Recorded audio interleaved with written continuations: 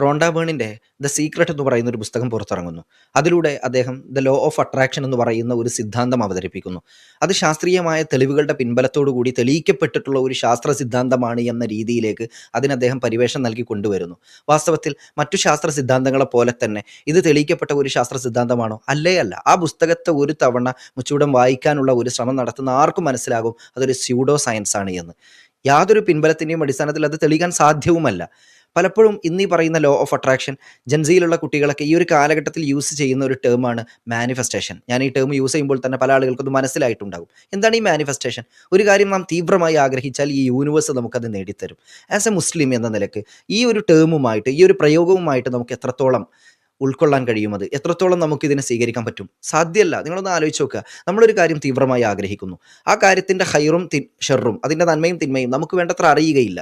നമ്മളത് ഹൈറാണെന്ന് കരുതുന്നു, ആഗ്രഹിക്കുന്നു, റബ്ബിനോട് നമ്മൾ ആത്മാർത്ഥമായി പ്രാർത്ഥിക്കുന്നു. അതിലെന്തെങ്കിലും പോരായ്മകളോ പ്രശ്നങ്ങളോ പാകപ്പിഴവുകളോ ഉണ്ടെങ്കിൽ, അതിലെന്തെങ്കിലും ഷെറുകൾ ഉണ്ടെങ്കിൽ അള്ളാഹു സുബ്ഹാനഹു വ തആല നമുക്കത് നൽകുകയില്ല.